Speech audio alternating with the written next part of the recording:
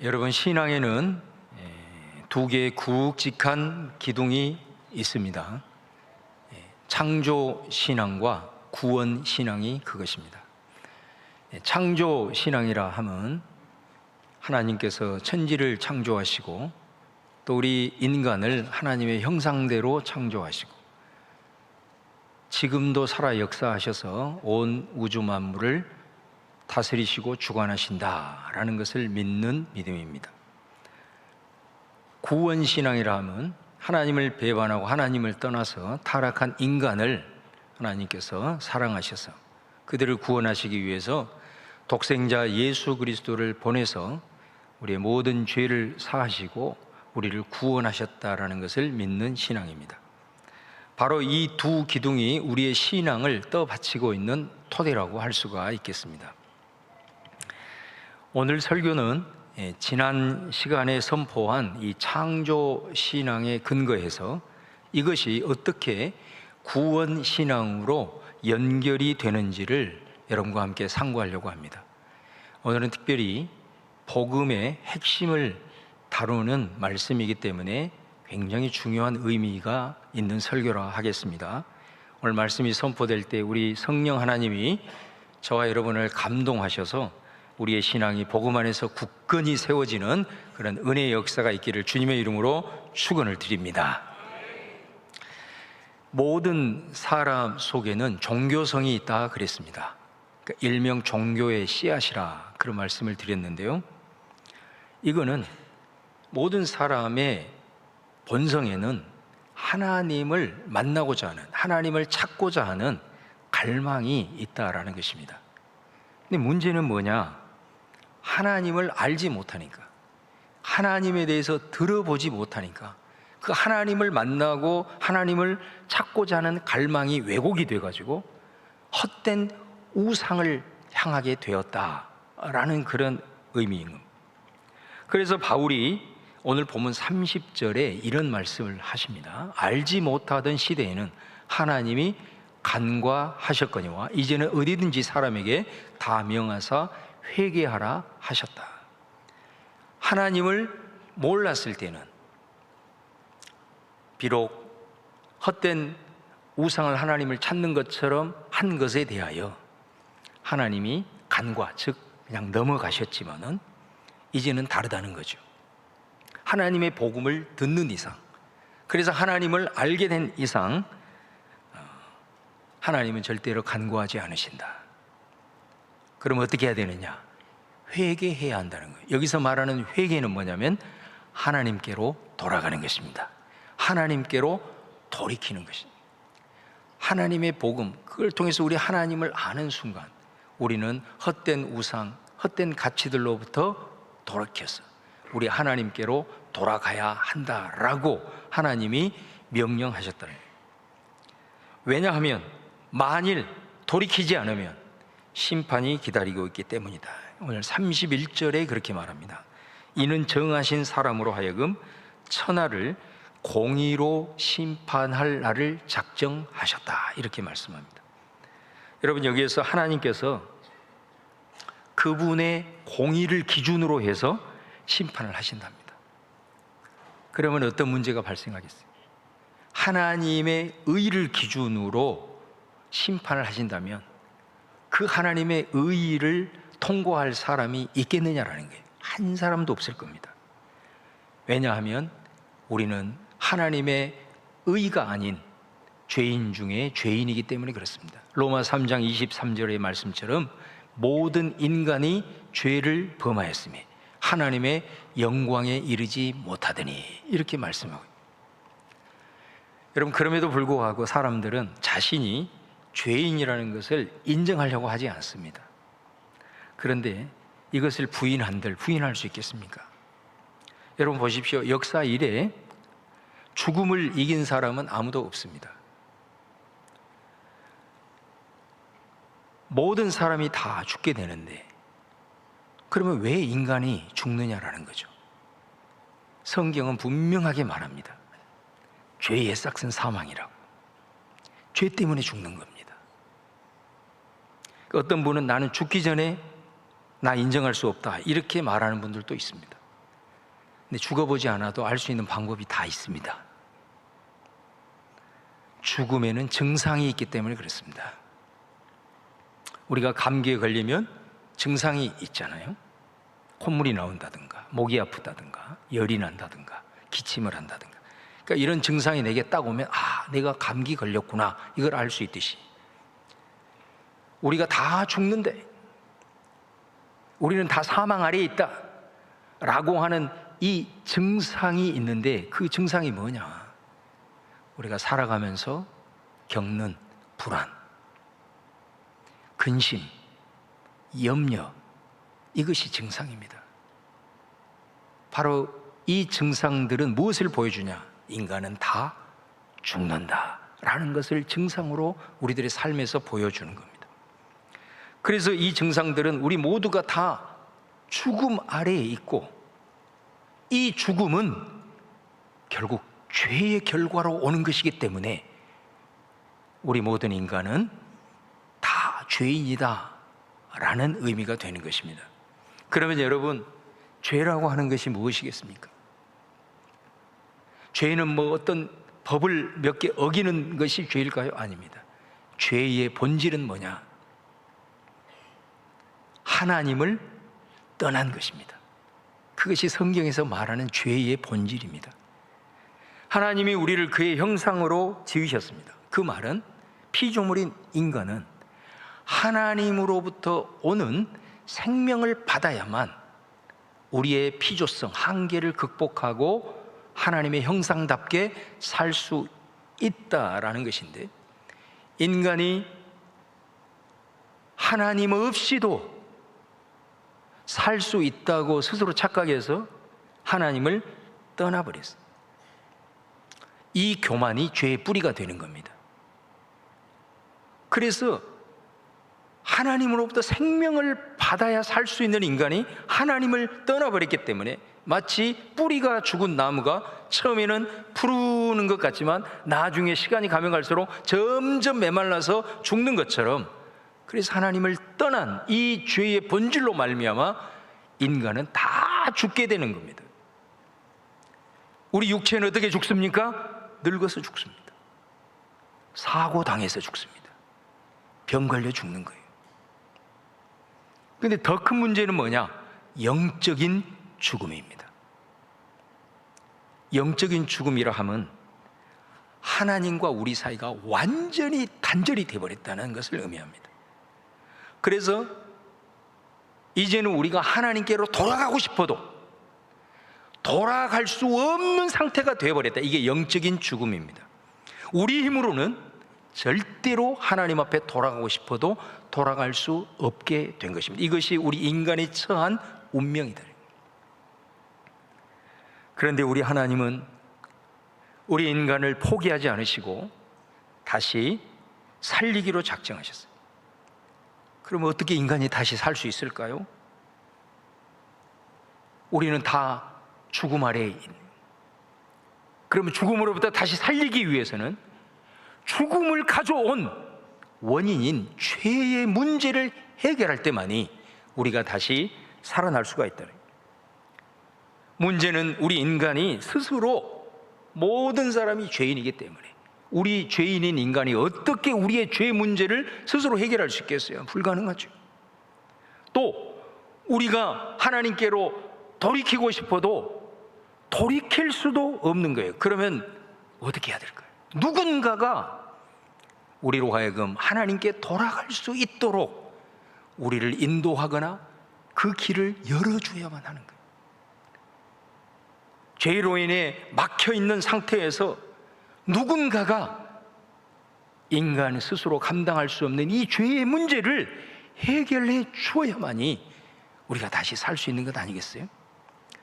그래서 여러분, 하나님께서 그의 아들을 보내신 줄로 믿습니다. 그분이 누구냐? 인간의 몸을 입고 오셔서 십자가에 달려 돌아가신 예수 그리스도이십니다. 그리고 예수님이 십자가에 죽었다라는 것은 뭐냐? 우리의 죄의 대가를 예수님이 대신 치른 거예요. 예수님이 우리 대신에 죄의 심판을 받으신 것이다 말이에요. 그렇게 해서 하나님의 공의가 이루어진 거예요. 여러분, 만일 하나님께서 절대 주권자라고 해서 인간의 죄 문제를 해결하기 위해서 우리 하나님이 하신 말씀을 뒤집고, 야, 내가 천지 창조하고 뭐 내가 세상 다 주관하니 뭐 내가 너희들 다 용서해 줄게, 그렇게 했다면 어떻게 되었을까요? 하나님은 의로우신 분이에요. 하나님은 공의의 하나님이기 때문에 그렇게 하지 않으셨어요. 죄에 대한, 이 죄로 인한 죽음의 심판의 문제를 하나님의 아들이신 예수 그리스도께 당하게 하심으로써 이 죄의 대가를 치르게 된 거다, 이 말이에요. 그렇기 때문에 여러분, 우리가 예수님의 십자가 사건을 영화를 통해서 이렇게 보게 될 때 얼마나 끔찍합니까, 여러분? 세상에 저런 죽음이 있을 수 있나? 얼마나 비참합니까? 모든 죄를 예수님에게 친히 담당하게 해서 우리가 당해야 될 그 심판과 그 모든 죽음을 예수님으로 하여금 담당하게 하심으로써 죄의 문제가 해결된 줄로 믿습니다. 그런데 여러분, 만약에 예수님이 십자가에 죽으시고 그대로 끝나버렸다면 어떻게 되었을까요? 이 세상에 어느 누구도 예수님의 죽음, 예수님의 십자가가 우리를 구원한 것이라고 믿을 사람은 한 사람도 없을 겁니다. 왜냐하면 예수님을 따르는 제자들도 그랬으니까. 여러분, 예수님의 제자들이 예수님이 살아계실 때 따라다니면서 그분이 하신 말씀을 진리로 받아들이고, 그리고 진리를 전하신 예수님을 구원자로 믿고 예수님을 따라다녔단 말이에요. 그런데 예수님이 십자가에 달려 돌아가시는 순간 제자들이 다 도망가 뿔뿔이 흩어져 버렸어요. 그건 뭐를 의미합니까? 제자들마저도 예수님이 죽음으로써 이제는 다 끝나버렸다, 이제는 아무 소용이 없게 되었다, 이렇게 생각했기 때문에 그들이 다 도망가고 흩어지게 된 거단 말이에요. 그런데 여러분, 오늘 바울이 31절 말씀을 통해서 이렇게 선포합니다. 중반절에 보시면, 이에 그를, 예수님을 죽은 자 가운데 다시 살리신 것으로 모든 사람에게 믿을 만한 증거를 주셨음이니라. 예수님이 죽음 가운데 그대로 머물러 있지 않고 죽음으로 끝나지 않고 부활하셨단 말이에요. 부활하셨다. 여러분, 그러면서 바울이 이 부활이 어떤 의미를 가지고 있는지를 우리에게 이 말씀을 통해서 설명하고 있어요. 그게 뭐냐? 예수님을 다시 하나님께서 살리신 것은, 예수님의 부활은 모든 사람에게 믿을 만한 증거다. 할렐루야.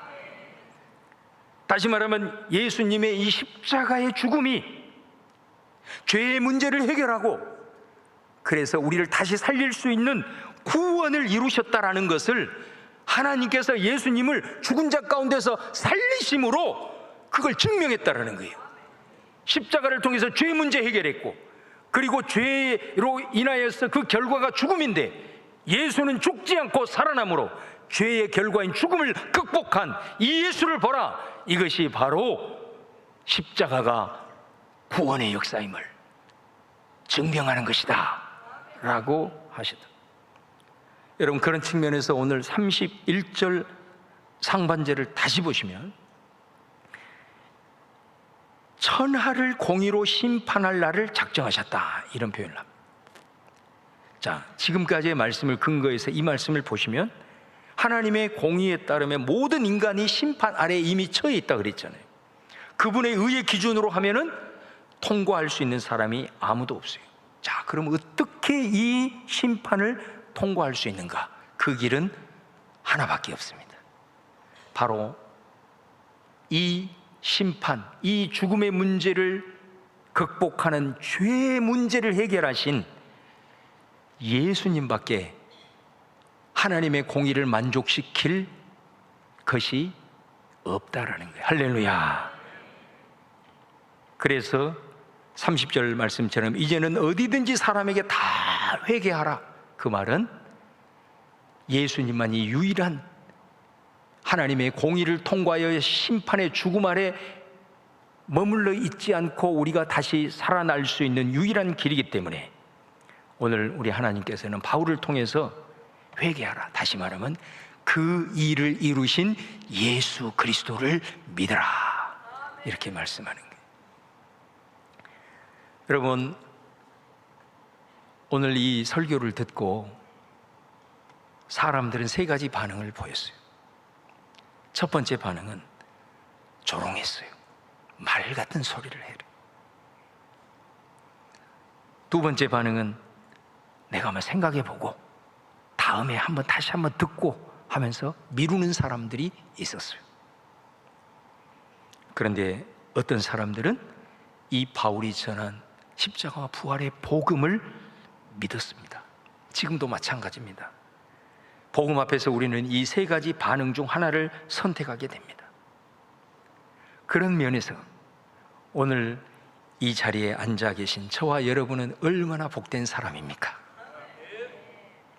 혹이라도 이 자리에 앉아 있지만 복음을 오해하고 하나님을 잘 알지 못해서 여전히 마음 가운데 거부하고 예수님을 영접하지 못한 분들이 혹이라도 있다면 오늘 여러분 이 순간이 예수님을 믿는 회개의 기회가 되시기를 주님의 이름으로 축원합니다. 믿는다는 것은 좀 더 구체적으로 얘기를 하면 예수님을 믿는다는 것은 예수님의 십자가와 부활을 믿는 것입니다.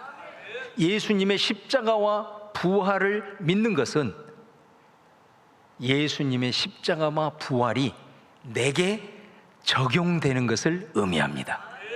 이미 구원은 십자가를 통해서 죄의 문제가 해결되고 구원은 해결되었습니다. 그리고 예수님께서 부활하심으로 그 십자가 사건이 구원임을 확증까지 하셨습니다. 이미 이루어진 겁니다. 그러면 문제는 뭐냐? 그 예수님께서 이루신 구원이 내 구원이 돼야 되는 거예요. 그래서 믿어야 하는 거예요. 다 이루셨다고 모든 이들에게 자동적으로 적용된 게 아니에요. 예수님을 믿어야 하는 거예요. 믿어야 하는 거예요. 믿는 것은 예수님의 십자가와 부활이 내게 적용된다는 것을 의미하기 때문입니다. 그래서 우리가 여러분 예수님을 믿게 되면 예수님이 십자가에 못 박혔듯이 나도 그 십자가가 내게 적용되기 때문에 나도 십자가에 못 박힌 것입니다. 내가 십자가에 못 박히니까 더 이상 죄가 나를 주장할 수 없게 되는 거예요. 죄의 문제가 해결된 줄로 믿습니다. 또 예수님이 부활하셨잖아요. 그러니까 내 예수님을 믿는다는 것은 나도 예수님과 함께 다시 살아난다는 것입니다. 죄의 문제가 해결됐기 때문에 죄의 결과로 죽었던 내가 예수님과 함께 다시 살아난다는 거예요. 여러분, 우리가 죄로 인해서 영적으로 죽었다 그랬잖아요. 이 영적으로 죽었다는 것은 하나님과의 완전한 단절, 우리 스스로의 힘으로는 도저히 하나님께 나아갈 수도 없고 돌이킬 수도 없고, 그런데 이제 예수님의 십자가에 못 박히고 부활했어요. 내가 부활했다는 것은 영적으로 다시 살아난 것인 줄로 믿습니다. 영적으로 살아났기 때문에 어떻게 돼요? 하나님과의 단절이 풀어지고 우리는 하나님 앞에 나아갈 수가 있는 거예요. 그래서 우리가 예배를 드리는 겁니다.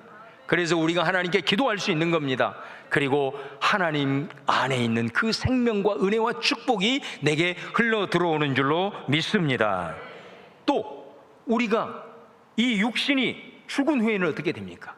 우리 예수님 오실 때 신령한 몸으로 부활해서 시간에 제약이 없는 영원한 생명을 누리게 되는 줄로 믿습니다. 그 예수 그리스도를 믿음으로 십자가에 못 박히고 부활함으로 말미암아 영적으로 살아나 하나님 앞에 나아갈 수 있고, 마지막 이 육신도 비록 썩어지지만 우리 주님 오실 때 신령한 몸으로 부활하여 영생 얻은 줄로 믿습니다.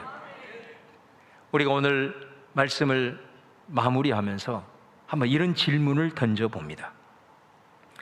그러면 우리가 예수님을 믿으면 죄 문제가 해결된다고 했는데, 죄 문제가 해결된다는 것이 죄가 완전히 없어진 것일까? 라는 질문입니다. 여러분 어떻게 생각하세요?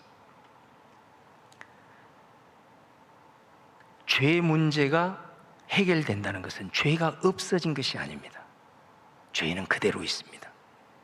그렇기 때문에 저와 여러분이 예수님을 믿는 이후에도 죄를 짓고 사는 겁니다. 만약에 죄가 없어졌다면 우리는 죄를 지을 필요가 없겠죠. 우리는 여전히 예수님을 믿어 죄의 문제가 해결됐다고 하지만은 우리 안에 있는 죄, 그리고 죄성은 그대로 남아있는 거예요. 그러면 죄의 문제가 해결됐다는 것은 구체적으로 어떤 의미일까? 분명한 것은 내 죄는 그대로 있어요. 죄성은 그대로 있어요. 그런데 예수님이 나 대신에 십자가에서 죽으신 사건으로 인해서, 자, 이번 부흥회 때 아주 중요한 메시지를 우리가 받았죠. 세 가지 단어를 꼭 기억하라. 부흥 강사님이 말씀하셨잖아요. 첫 번째가 뭐냐? 간과하셨다. 할렐루야. 로마서 3장 25절 말씀에 하나님이 우리의 죄를 간과하셨다. 그 말은 뭔 말이냐? 내가 예수님을 믿으면 예수님께서 내 죄를 대신해서 대가를 치렀기 때문에 하나님이 내 죄가 그대로 있음에도 불구하고 간과, 다시 말하면 넘어가신다 이 말이에요. 지나쳐 간다 이 말이에요. 두 번째, 하나님이 우리의 죄를 기억하지 아니하신다. 히브리서 10장 17절 말씀. 여러분, 이 말은 죄가 없어지는 것이 아니라 예수님의 십자가로 인해서 하나님의 기억에 내 죄를 지우신다, 그런 말이에요. 죄가 없어지는 것이 아니고 죄는 그대로 있지만 하나님의 기억 속에 내 죄를 지워버리신다, 그런 의미예요. 그 다음에 세 번째, 도말하신다. 이사야 44장 22절 말씀. 이 말은 내 죄는 그대로 있는데 예수 그리스도의 십자가 사건을 통해서 내 죄를 예수님이 흘리신 그 보혈, 피로 덮으신다, 가려버린다. 그것이 도말이라는 의미예요. 그래서 여러분, 예수님의 십자가, 그리고 그 십자가에서 흘린 피가 아니면요, 저와 여러분의 죄는 있는 그대로 다 드러나게 됩니다. 단 하나도 해결되지 않고 다 드러나게 됩니다. 그러므로 여러분, 예수님이 아니시고는 죄 문제가 해결되지 않는다는 거예요. 예수님의 십자가 사건으로 하나님이 내 죄를 간구하시고 내 죄를 기억하지 아니하시고 도말하시기 때문에 우리는 구원받은 줄로 믿습니다. 그러므로 여러분, 예수님을 꼭 믿으시기를 축원합니다. 그리고 이 구원의 확신 가운데 거하는 우리 성도님들 꼭 되시기를 축원을 드립니다. 예수님을 믿음으로 이제 죄 문제가 해결이 됐기 때문에 하나님과 단절되어서 우리가 하나님 앞에 스스로 나아갈 수 없는 우리가 이제 하나님과 연결이 되는 줄로 믿습니다. 그러니까 하나님과 연결이 되면 어떻게 돼요? 처음 하나님이 우리를 창조하셨을 때 모습이 회복이 되는 거예요. 그분 안에 있는 생명이 우리 안에 들어오기 시작을 하는 거예요. 그래서 우리가 살아나는 거예요. 그래서 그걸 부활의 삶, 생명을 누리는 삶, 영생이라고 말을 하는 겁니다. 부활 생명, 부활 영생.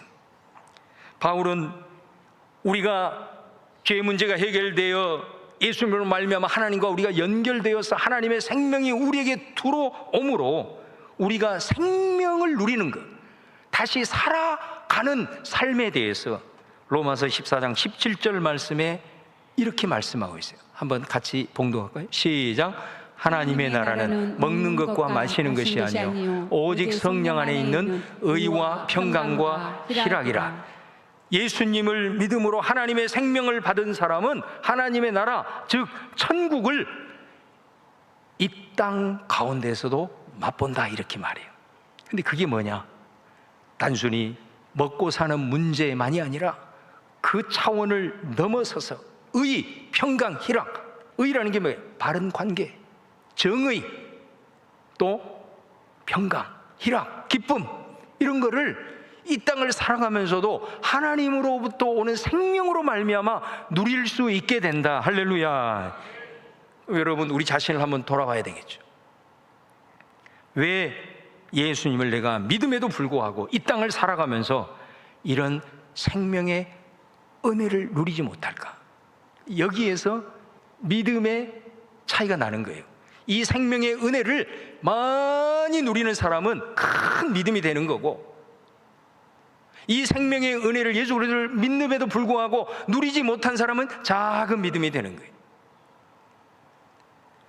구원받았음에도 불구하고 이 의가 아니라 사람들을 불신하고 용서하지 못하고 마음속에 보복심만 생기고, 예수 그리스도를 믿음에도 불구하고 평강이 아니라 여전히 불안하고 상황에 내몰리면서 근심 염려에 빠져 있고, 성령 안에서 희락 기쁨이 아니라 매일매일 순간 속에서 늘 내 입에서 내 마음의 중심에서 불평과 원망의 마음으로 살고 있다면, 여러분 내 자신을 돌아봐야 되지 않겠어요? 예수 그리스도를 믿음으로 죄의 문제가 해결되고 그분과 연결돼서 하나님의 생명이 내 안에 들어오는데 왜 나는 이 생명을 누리지 못하고 그 반대적으로 이렇게 살아가고 있을까? 그 이유는 분명하다 이 말이에요. 히브리서 4장 14절에 보시면 예수님은 큰 대제사장이다. 이 말은 뭐예요? 하나님과 우리를 연결시키는 유일한 중보자는 예수님 한 분뿐이시다. 할렐루야. 그런 말씀이고, 자, 이 예수님 때문에 16절에 가보시면 우리는 하나님 앞에 담대히 나아갈 수 있게 되었다. 할렐루야. 무엇을 위해서? 하나님 안에 있는 생명이 내 안에 들어옴으로 말미암아 내가 이 땅을 살아가면서 살아갈 수 있는 그 은혜를 얻기 위하여 우리는 언제든지 예수님으로 인하여서 하나님과 연결되었기 때문에 하나님 앞에 담대하게 나아갈 수 있다라고 말씀하고 있는 겁니다. 이게 뭔 말이냐면 예수님으로 인하여 이미 문이 열렸다. 열린 문으로 들어갈 수 있게 되었다. 그러면 여러분, 이제 열린 문으로 들어가서 하나님에게 있는 생명이 우리에게 오는 통로가 있을 거 아니에요. 통로. 물이 수원지에서 우리 집에 오기까지는 통로가 있듯이 예수님으로 인해서 이제 우리는 언제든지 하나님 앞에 담대히 나아가서 그분의 생명을 이제 내가 받아야 성령 안에서 의와 평강과 희락을 누리게 되는데, 그 통로가 뭐냐? 한번 따라서 하겠습니다. 3가지. 이거를 평생 잊어서는 안 돼요. 그래서 오늘 말씀은 예수 그리스도를 믿지 않는 사람에게도 해당되지만 믿고 신앙생활하는 사람에게도 꼭 필요한 말씀이 되는 거예요. 따라서 하겠습니다. 예배, 성경 말씀, 기도. 요게 하나님의 생명이 내게 흘러오는 통로가 되는 것입니다. 예수를 믿고도 의와 평강과 희락과 같은 생명의 은혜를 누리지 못하고 도리어 죽음의 기운으로 여러분의 삶이 메말라가고 있다면 틀림없는 사실이에요. 여러분 반드시 그 사람은 기억해야 돼요. 예배를 회복하셔야 돼요. 그리고 기도와 말씀을 붙잡으셔야 돼요. 이 3가지를 간과를 해버리면 예수님을 통해서 연결되었음에도 불구하고 우리는 문을 열고 주님 앞에 들어가는 것이 아니라 여전히 우리 스스로가 문 근처에서 방황하고 있는 사람이 될 수밖에 없어요. 사랑하는 여러분, 주님의 몸된 교회에서 광고를 보시면 교회에서 뭐 그렇게 제자 양육하는 것이 많은가 가만히 살펴보면 다 이 3가지 범주예요. 하나님 앞에 예배, 하나님의 말씀을, 그리고 기도하는 것. 이거 훈련을 하는 이유가 뭐예요? 여러분 바쁘고 힘들고 세상 일도 할 일이 많은데 왜 교회마저 이런 걸 합니까? 그것이 아니면 예수님을 믿어 그분으로 인해 연결된 하나님의 생명이 오는 통로가 막히기 때문입니다. 이것이 되면 될수록 놀라운 성령 안에서 의와 평강과 희락을 누리게 되고 이 세상에서 먹고 사는 문제를 뛰어넘는, 세상이 경험할 수 없는 하나님의 나라를 맛보게 된다는 거. 할렐루야. 그래서 교회에서 끊임없이 강조를 하는 거예요. 사랑하는 여러분, 오늘 바울이 전한 이 복음의 두 기둥, 십자가와 부활을 붙드시기를 축원합니다. 오늘 말씀을 통해서 왜 우리가 예수님을 믿어야 하는지, 왜 예수님이 우리의 구원자가 되는지 확실한 답을 찾을 수 있기를 주님의 이름으로 축원을 드립니다. 그리고 여러분뿐만 아니라 우리도 예전에 그랬던 것처럼 지금도 예수님을 알지 못하는 사람이 많잖아요. 여러분 주변에도 많잖아요. 내가 그랬듯이 우리 힘으로는 절대로 이미 단절된 상태, 사망 가운데 있기 때문에 그들 스스로는 하나님께 나아갈 수가 없어요. 하나님께로 돌이킬 수가 없어요. 누군가가 그를 복음을 들려줘야 되고 하나님을 전해줘야 되고 예수 그리스도의 십자가 부활을 전해 주어야만이 그들이 그것을 통해서 하나님 앞에 나올 수 있게 되는 그 연결된 작업을 저와 여러분이 해야 된단 말이에요. 사랑하는 여러분, 십자가 부활을 통해서 이 하나님의 생명의 은혜를 누려야 이 생명의 은혜의 고귀함을 알고 그것을 알지 못하고 살아가는 사람들에게 예수 그리스도의 십자가의 복음을 전하고 하나님과 연결시켜 주지 않겠어요? 그러므로 저와 여러분이 이 십자가 부활의 증인이 되기 위해서라도 하나님의 나라의 풍성한 은혜를 받아 누리는 그런 경험이 여러분에게 있기를 주님의 이름으로 축원을 드립니다.